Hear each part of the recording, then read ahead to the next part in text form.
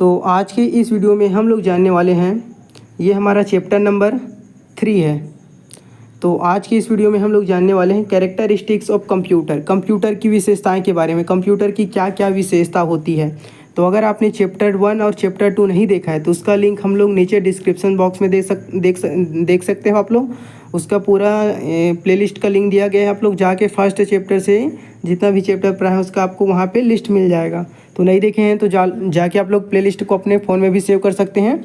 और हमारे चैनल को अभी तक आपने सब्सक्राइब नहीं किया है तो सब्सक्राइब कर लें ज़रूर, क्योंकि इसी में कंटेंट हमारा अपलोड होने वाला है। डेली का डेली वीडियो अपलोड किया जाता है और उसको ग्रुप में शेयर कर दिया जाता है। जो PDF नोट्स पढ़ाते हैं उसको, तो ग्रुप में ज़रूर ज्वाइन हो जाइए और उस PDFs को डाउनलोड कर लीजिए। और कई लोग मैसेज करते हैं पासवर्ड के लिए, तो ये कोई बड़ी बात नहीं। पासवर्ड के लिए किसी को मैसेज नहीं करना है। अगर कोई मैसेज करता है और हाँ किसी को अगर पता भी चल जाता है पासवर्ड, तो कमेंट बॉक्स में उसको कमेंट नहीं करना है कि इसका पासवर्ड ये है। बार बार आप लोगों को बता रहे हैं। अगर आपको मिल गया है तो ठीक है, अच्छा से उसका नोट्स बनाइए, स्टडी कीजिए। और बाकी बात चलिए, हम लोग ज़्यादा बात नहीं करते हैं, आ जाते हैं मेन टॉपिक के ऊपर। हमारा है टॉपिक कैरेक्टरिस्टिक्स ऑफ कंप्यूटर। इसको समझना बहुत ज़्यादा इंपॉर्टेंट है, क्योंकि कई लोग बेसिक कंप्यूटर कोर्स कर लिए रहते हैं, DCA कोर्स कर लिए रहते हैं, PGDCA कोर्स कर लिए रहते हैं। कंप्यूटर में और बहुत सा कोर्स होता है, उसको कोर्स को कर लिए रहते हैं, लेकिन उन लोगों को ये पता नहीं रहता कि कंप्यूटर की क्या विशेषताएँ हैं, क्या सीमाएँ हैं। तो आज की वीडियो में इसी को कवर करने वाले हैं। बेसिक पार्ट है ये हमारा और समझना बहुत ज़्यादा ज़रूरी है। कंप्यूटर हम लोग समझ गए हैं क्या है, जिसके बारे में हम लोग पढ़ रहे हैं उसके बारे में विशेषता पता होना चाहिए और उसकी सीमाएं भी पता होना चाहिए। कहीं पे इंटरव्यू पे जा रहे हैं तो ये क्वेश्चन बीच में पूछ सकता है, डाटा एंट्री ऑपरेटर के लिए और किसी चीज़ के लिए आप लोग तैयारी कर रहे हो, तो ये बेसिक चीज़ है। जनरल नॉलेज के लिए या नॉलेज के लिए, अपने नॉलेज को बढ़ाने के लिए ये सब आपको आना चाहिए, एकदम ईजी चीज़ है। तो चलिए इसी को हम लोग समझते हैं ईजी वे में। तो सबसे पहले कंप्यूटर की विशेषताएं हैं हाई स्पीड।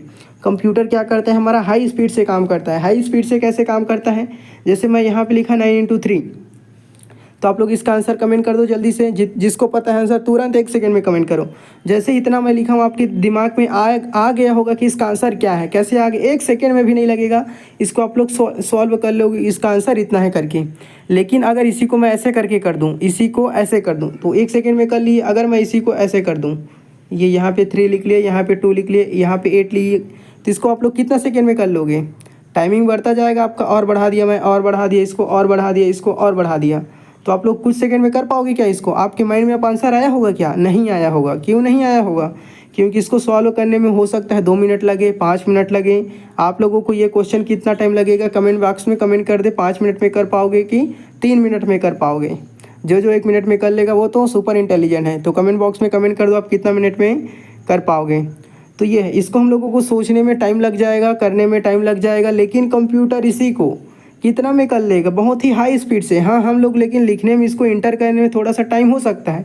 जैसे ही हम लोग इसको कंप्यूटर में इतना लिख लेते हैं, इंटर कर लेते हैं, चाहे आप मोबाइल में लिखो, चाहे कैलकुलेटर में यूज़ करो, चाहे कंप्यूटर ही में यूज़ करो, सब हमारा कंप्यूटर का ही रूप है। आपका मोबाइल भी कंप्यूटर ही है एक तरीके का, लेकिन उसका डिवाइस आकार छोटा है, लेकिन ये सब कंप्यूटर का ही रूप है आपका। तो जितना भी है इसको कंप्यूटर हम लोगों को लिखने में, टाइप करने में देर लगेगी। जैसे ही लिख देते हैं और इंटर बटन दबाते हैं या इक्वल टू को प्रेस करते हैं, तो हमारा आंसर तुरंत आ जाएगा। सेकंड से भी कम में, मिली सेकेंड्स में आ जाएगा। तो इसी को बोला गया है कंप्यूटर जो हमारा क्या होता है, बहुत ही हाई स्पीड से काम करता है, बहुत ही फास्ट होता है, बहुत ही तेज़ गति से काम करता है। हाई स्पीड का मतलब तो आई होप आप लोग समझ गए होंगे हाई स्पीड का मतलब क्या होता है। और एक्यूरेसी का मतलब जैसे हम लोग इतना कैलकुलेशन किए, ये कैलकुलेशन किए हम लोग ये वाला, तो क्या आप लोग श्योर रहोगे कि ये कैलकुलेशन एकदम 100% सही है। आप लोग इसको चेक करने के लिए क्या करोगे, या तो मोबाइल का यूज़ करोगे, या कैलकुलेटर का यूज़ करोगे, या क्या करोगे, कंप्यूटर का यूज़ करोगे इसको चेक करने के लिए। ये सही रहोगे कि मैंने जो बनाया 100% सही है, नहीं। आप लोग चेक कैसे करोगे, कंप्यूटर से या मोबाइल से। लेकिन वही कंप्यूटर क्या करता है, इसका एक्यूरेसी रेट बहुत 100% होता है। कंप्यूटर क्या करता है, गलती नहीं करता है। इसका एक्यूरेसी रेट क्या रहता है, 100% रहता है। कंप्यूटर उतना ज़्यादा गलती नहीं करता है। तो आप लोग समझ गए एक्यूरेसी का मतलब क्या होता है, सटीकता। कंप्यूटर उतना ज़्यादा गलती नहीं करता है, यही इसका मेन विशेषता है। हाई स्पीड हो गया, एक्यूरेसी हो गया, समझ गए। ऑटोमेशन का मतलब होता है कंप्यूटर जैसे है हमारा, तो कंप्यूटर को एक बार ऑन बटन से ऑन कर देते हैं। जैसे ऑन बटन करते हैं तो कंप्यूटर हमारा एक बार कंप्यूटर को इंस्ट्रक्शन देने के बाद, निर्देश देने के बाद कंप्यूटर क्या है, ऑटोमेटिक तरीके से काम करता है। कुछ एक बार जो आपको करना है अब बस कंप्यूटर को निर्देश दे दो मुझे मोबाइल नंबर लिखना है, फिर ऑटोमेटिक तरीके से काम करेगा। तो यही है ऑटोमेशन, मतलब ऑटोमेटिक तरीके से एक बार यूज़र उसको मतलब इंस्ट्रक्शन दे देता है, फिर ऑटोमेटिक तरीके से कंप्यूटर क्या करता है, उसको काम करता है। तो आप लोग समझ गए होंगे ऑटोमेशन क्या होता है। अब हम लोग समझ लेते हैं high storage capacity. High storage capacity का मतलब, हाई स्टोरेज मतलब कंप्यूटर जो होता है अपने अंदर बहुत सारे डाटा को स्टोर करके रख सकता है। डाटा का मतलब क्या होता है आप लोग जानते हो, डाटा फर्स्ट वीडियो में, फर्स्ट चैप्टर में ही, सेकंड चैप्टर में बता दिए थे कि डाटा क्या होता है। यूज़फुल इन्फॉर्मेशन को कंप्यूटर में डाटा कहा जाता है। चाहे आपका कुछ भी इन्फॉर्मेशन हो कि यूज़फुल होना चाहिए, वही हमारा कंप्यूटर में डाटा कहलाएगा। तो इसी डाटा को क्या करता है, स्टोर करके रखता है। कितना भी डाटा हो, 101 GB, 2 GB, 3 GB। पहले क्या होता था, फर्स्ट जनरेशन में जब कंप्यूटर बना था तो 1 MB डाटा को स्टोर करने में बहुत बड़ा उसका डिवाइस रखना पड़ता था। लेकिन आज के कंप्यूटर में बहुत ज़्यादा स्टोरेज क्षमता है, उसका शक्ति है। वो बहुत सारे वीडियोज़ को, फोटोज़ को, कैरेक्टर्स को, चाहे आप MS वर्ड में 10,000 कैरेक्टर लिखो या 1 करोड़ कैरेक्टर लिखो, अपने अंदर वो स्टोर करके, इतना शक्ति है कंप्यूटर के पास कि उस सब डाटा को अपने अंदर स्टोर करके रख सके। तो कंप्यूटर क्या है, बहुत ज़्यादा हाई स्टोरेज कैपेसिटी है, बहुत ज़्यादा अपने अंदर डाटा को स्टोर करके रख सकता है। ये हो गया हाई स्टोरेज कैपेसिटी। अब हम लोग समझते हैं मल्टीटास्किंग। मल्टीटास्किंग का मतलब कंप्यूटर में हम लोग एक कार्य करते करते दूसरा कार्य भी कर सकते हैं। कैसे? जैसे हम लोग यहाँ पे MS पेंट ओपन करके ड्राइंग भी कर सकते हैं, साथ साथ म्यूज़िक भी प्ले कर सकते हैं, गाना सुनते सुनते, मूवी देखते सकते हैं हम लोग, और कुछ कार्य कर सकते हैं। और एक सॉफ्टवेयर में काम करते करते दूसरा सॉफ्टवेयर में भी काम कर सकते हैं, साइड एक विंडो यहाँ ओपन करके, एक विंडो यहाँ ओपन करके। तो वही है मल्टीटास्किंग, मतलब एक कार्य को करते करते दूसरा कार्य भी कर सकते हैं। विविध कार्य, कई अलग अलग कार्य को कंप्यूटर में किया जा सकता है, इसी को बोल देते हैं मल्टीटास्किंग। आप लोग समझ गए होंगे मल्टीटास्किंग क्या है। डिलीजेंस। डिलीजेंस का मतलब क्या होता है, परिश्रमी। कंप्यूटर हमारा क्या है, परिश्रमी है। जैसे आप लोगों को काम करने के लिए बोला जाए, आप लोग क्या करोगे, जैसे कंप्यूटर यूज़र है, कंप्यूटर में बैठा है और उसको बोल रहा है कि चलो टाइपिंग करो, 1 घंटा टाइपिंग किया, वो बोलेगा हाँ ठीक है 1 घंटे में कर लूँगा। 2 घंटा बोलो, हाँ वो कर लेगा। 3 घंटा बोलो, कर लेगा। 4 घंटा बोलो, कर लेगा। 5 घंटा सोचेगा, अरे यार नींद लग रहा है, और बोलेगा, और तो वो क्या हो जाएगा, थक जाएगा टाइपिंग करते करते, या कंप्यूटर चलाते चलाते थक जाएगा, उसका आंख दर्द देने लगेगा। लेकिन कंप्यूटर के केस में वैसा नहीं है। कंप्यूटर जैसे ही आप चलाते चलाते थक जाओ, लेकिन कंप्यूटर कभी नहीं थकेगा, बस उसको लिए इलेक्ट्रिक मिलना चाहिए। तो कंप्यूटर कभी नहीं थकता है। डिलीजेंस है, बहुत ज़्यादा परिश्रमी है, चाहे आप दिन रात काम कराओ, बस उसमें इलेक्ट्रिसिटी आना चाहिए। तो यही है डिलीजेंस। कंप्यूटर कभी थकता नहीं है, परिश्रमी है, बहुत ज़्यादा हार्ड वर्क करता रहता है, लेकिन नॉर्मल इंसान इतना नहीं कर सकता। अब हो गया वर्सटिलिटी। वर्सटिलिटी मतलब विविधता। विविधता, जैसे मल्टीटास्किंग देखे थे, कंप्यूटर अनेक कार्य को कर सकता है, उसी तरीके से वर्सटिलिटी मतलब विविधता।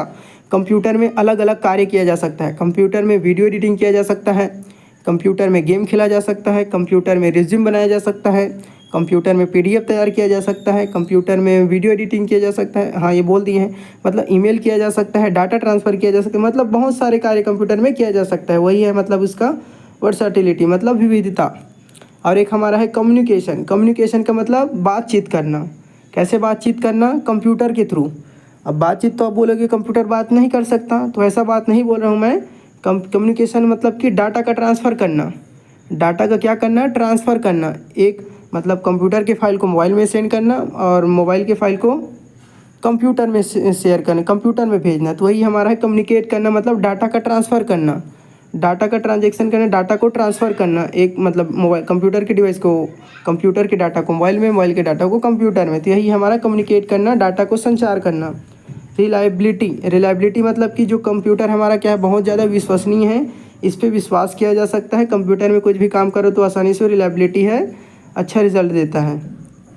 और कॉस्ट इफेक्टिवनेस। कॉस्ट इफेक्टिवनेस मतलब कि कंप्यूटर बहुत ज़्यादा, इसमें उतना ज़्यादा कॉस्ट नहीं है। आपको अगर सीखना है कंप्यूटर तो आप 6,000 से 5,000 से अलग अलग रेट कंप्यूटर का है, तो आप लोग ईजिली खरीद सकते हो, परचेस कर सकते हो बहुत ही आसानी से। ऐसा नहीं है कि आप बहुत ज़्यादा पैसा है तभी इतना लगेगा, नहीं। पहले ऐसा होता था, जब फर्स्ट जनरेशन का कंप्यूटर आया था तो कोई इसको अफोर्ड नहीं कर सकता था, अफोर्ड नहीं कर सकता था। लेकिन जब ये हमारा आ गया है तो आप बहुत कम प्राइस में ही कंप्यूटर को खरीद सकते हो और उसको यूज़ कर सकते हो। तो ये हो गया हमारा। तो आप लोग समझ गए होंगे कैरेक्टरिस्टिक कंप्यूटर के बारे में, हमने पूरा डिटेल्स में बता दिया। अगर नोट्स बनाना है आपको, इसको समझा दिए हैं अच्छा से। नोट्स बनाने तो पूरा यहाँ पे दिया गया है, लिखा गया है हर एक पॉइंट के बारे में। हाई स्पीड्स क्या होता है, ये सब बहुत तेज़ गति से कार्य करता है, जैसे एग्जांपल में हमने बताया है। उसी तरीके से आप लोग इसको देख के रीड कर सकते हो, नोट डाउन कर सकते हो। जो हमने समझाया है ऊपर में वही का नोट्स यहाँ पे लिखा गया है, तो आप लोग इसको अच्छे से रीड कर लेना है, नोट्स बना लेना है। जो समझाया है उसी का नोट्स यहाँ पे आपको दिया गया है।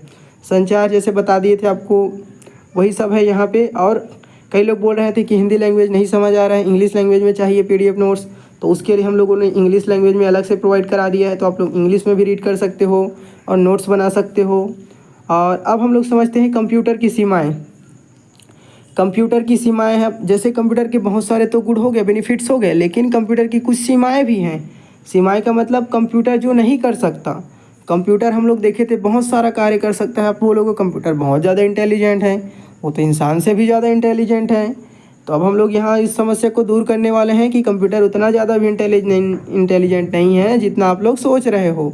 क्यों सोच रहे हो, यहाँ पे पता चल जाएगा आप लोगों को लिमिटेशन ऑफ कंप्यूटर के बारे में। तो इसी कारण से इन चीज़ को समझना पड़ेगा, सीखना पड़ेगा। पहले आप लोगों को एक क्वेश्चन बोलते हैं, आप लोगों को आंसर कमेंट बॉक्स में देना है। सबसे ज़्यादा इंटेलिजेंट कौन है? आप लोगों का एक सवाल है, कंप्यूटर है कि एक नॉर्मल पर्सन है? कंप्यूटर वर्सेस पर्सन, सबसे ज़्यादा इंटेलिजेंट कौन है? कमेंट बॉक्स में आपको जल्दी से कमेंट करना है। फिर इसका आंसर हम लोग बताने वाले, कंप्यूटर वर्सेस पर्सन, इन दोनों में से सबसे ज़्यादा इंटेलिजेंट कौन है? कमेंट बॉक्स में कमेंट करो जल्दी से। फिर इसका आंसर मैं इसको समझाने के बाद बता रहा हूँ। सबसे पहला हमारा है limitation of computer. Limitation of computer का मतलब होता है कि कंप्यूटर की क्या क्या सीमा है जो कंप्यूटर नहीं कर सकता है। तो नो IQ लेवल, कंप्यूटर के पास क्या होता है? 0 IQ लेवल है। हर एक पर्सन का IQ लेवल अलग अलग रहता है, हर एक पर्सन का बोल रहा हूँ मैं। छोटा बच्चा का भी IQ लेवल रहता है हर एक पर्सन का, लेकिन कंप्यूटर में 0 IQ लेवल, कोई पर्सन नहीं रहता है, 0% IQ लेवल रहता है कंप्यूटर का। नो फीलिंग, कंप्यूटर के अंदर कोई फीलिंग नहीं रहता है। कंप्यूटर को उठा के पटक दो, उसको कुछ नहीं होने वाला, दर्द नहीं होगा, बोलेगा नहीं, चिल्लाएगा नहीं कि मुझे दर्द हो रहा है करके। तो इसके अंदर फीलिंग नाम का कोई भी चीज़ नहीं होता है। जैसे आप लोगों के अंदर फीलिंग चीज़ होता होगा, बर्थडे में गिफ्ट मिल जाता होगा तो आप लोग खुशी जाहिर करते होगे, डांस करते होगे, लेकिन कंप्यूटर के अंदर ऐसा कोई फीलिंग नाम का चीज़ ही नहीं है। उसके बाद कैंट थिंक, कंप्यूटर जो क्या है, थिंक नहीं कर सकता है, सोच नहीं सकता है। जैसे आप लोग बहुत बड़ी बातें सोचते होंगे कि मुझे वहाँ जाना है, ये करना है, लाइफ में वो करना है, ऐसे सोचते होंगे, लेकिन कंप्यूटर के मामले में ये सोच नहीं सकता है। तो देखो आपको कितना बड़ा शक्ति है आप लोगों के पास, उतना शक्ति कंप्यूटर के पास भी नहीं है। कैन डिसाइड, डिसाइड भी नहीं कर सकता कंप्यूटर खुद से। डिसाइड करेगा क्या कि आप लोग डिसाइड करते हो मुझे यहाँ जाना है, ये लेना है, ऐसे करना है, मुझे लाइफ में ये डिसीजन लेना है, तो आप लोग ये सब चीज़ कर सकते हो, लेकिन कंप्यूटर की केस में ये क्या है, नहीं है। तो आप देखो कितना। और उसके बाद कॉमन सेंस, कॉमन सेंस भी नहीं है इसके पास। अगर मैं यहाँ पे कुछ नाम लिखूँगा, यहाँ पे नाम लिखूँगा कुछ, यहाँ पे मैं जैसे कि ये नाम लिख दिया, यहाँ पे जैसे मैं यहाँ पे लिख दिया राजा, यहाँ पे लिख दिया मैं रानी, तो यहाँ पे कोई भी देख के बता सकता है कि जो राजा लिखा है वो किसका नाम है, एक बॉय का हो सकता है। और यहाँ पे मैं रानी लिखा हूँ तो समझ सकती है कि एक गर्ल का नाम है। एक छोटा बच्चा भी बता देगा फर्स्ट क्लास का कौन बॉय है और कौन गर्ल है, लेकिन कंप्यूटर ये नहीं बता पाएगा। क्यों नहीं बता पाएगा? क्योंकि इसके अंदर एक कॉमन सेंस का कमी है, इसी कारण से वो नहीं बता पाएगा।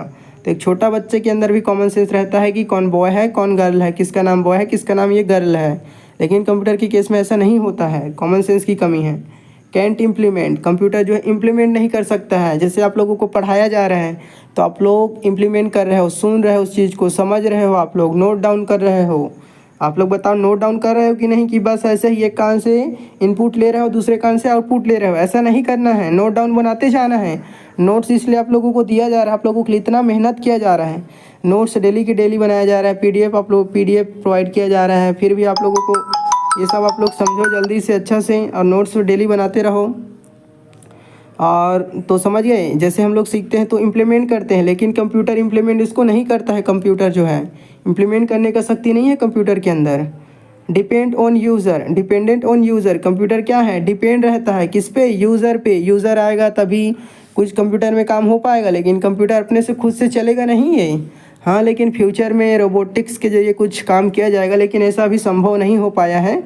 हो रहा है कई जगह पे, लेकिन यूज़र पे ही डिपेंड है। जो भी मशीन है यूज़र पे ही डिपेंड रहेगा, यूज़र पे डिपेंड रहेगा। तो कंप्यूटर भी क्या है, यूज़र पे डिपेंड है। यूज़र उसमें ऑपरेट करेगा तभी कंप्यूटर अच्छा से चलेगा, नहीं तो नहीं चल पाएगा। तो आई होप आप लोग समझ गए होंगे लिमिटेशन क्या क्या है। और आप लोगों से कमेंट किए थे कमेंट में पूछा गया था, तो आप लोग को जल्दी से आंसर दे दिए होंगे लग रहा है मेरे को। आप लोगों को बताना था कंप्यूटर वर्सेस पर्सन, दोनों में सबसे ज़्यादा इंटेलिजेंट कौन है। अगर यहाँ तक आप लोग आ गए हो तो आंसर दे के ही जाना, सबसे ज़्यादा इंटेलिजेंट कौन है, कंप्यूटर है कि पर्सन, जल्दी से कमेंट कर दो। तो इसका आंसर फिर जल्दी से, अगर इसका ऑप्शन अगर आप लोग कंप्यूटर बोलते हो तो ए ऑप्शन, और पर्सन बोलते हो तो बी ऑप्शन, जल्दी से कमेंट में लिख दो ए और बी। फिर मैं इसका आंसर बता रहा हूँ। कमेंट कर दिया आप लोग। चलो अब मैं आंसर इसका बता रहा हूँ। सबसे, अगर किसी ने बोला होगा कंप्यूटर, किसी ने बोला होगा पर्सन, तो मैं बता दूँ सबसे इसका राइट आंसर है पर्सन। क्यों है पर्सन? क्यों? क्योंकि कंप्यूटर को किसने इन्वेंशन किया है? नॉर्मल पर्सन ने, साइंटिस्ट नहीं, हमने वाले इन्वेंशन नहीं किया, लेकिन इन्वेंशन किया होगा किसने? एक नॉर्मल पर्सन नहीं। तो सबसे ज़्यादा इंटेलिजेंट कौन हुआ? पर्सन। चाहे कंप्यूटर कितना भी कैलकुलेशन फास्ट करता हो, आप हम लोग देखें ना यहाँ पे कंप्यूटर की क्या क्या कमियाँ थी। कंप्यूटर सोच नहीं सकता, ये नहीं सकता। अगर किसी ने सोचा नहीं होगा, अगर कंप्यूटर जैसे किसी ने थिंक नहीं किया होगा, तो कंप्यूटर कैसे आया होगा? किसी ने सोचा होगा ना कि कंप्यूटर बनाना है, तभी तो कंप्यूटर आया। अगर किसी ने सोचा नहीं रहता तो कंप्यूटर आता क्या? जाहिर ही नहीं है, कंप्यूटर आने का कोई चांस ही नहीं है। हाँ, तो किसी ने सोचा है, थिंक किया है कि हाँ इस तरीके से भी हो सकता है, कंप्यूटर बनाया जा सकता है, कैलकुलेशन किया जा सकता है, उसका नाम कंप्यूटर रखा जा सकता है। तो हाँ, तो आप लोग समझ गए होंगे कैसे है, क्योंकि सबसे ज़्यादा इंटेलिजेंट कौन है? कंप्यूटर है। आई होप आप लोग समझ गए होंगे। अगर इस वीडियो से कुछ वैल्यू अगर मिला होगा तो आप लोग हम लोगों को हमारे चैनल को सब्सक्राइब करो और लाइक करो, और कमेंट बॉक्स में भी जो आपके दिल में है उसको कमेंट बॉक्स में जाहिर कर दो। Thanks for watching this video. और इस नोट्स को भी बनाने में बहुत सारा हम लोगों का टाइम लगता है, एफर्ट लगता है। तो आप लोगों को प्रोग्रेस कंप्यूटर में आपकी सफलता ही हमारा प्रयास है। तो आप लोग सब्सक्राइब जरूर करें। Thanks for watching this video. मिलते हैं नेक्स्ट वीडियो में। Thank you.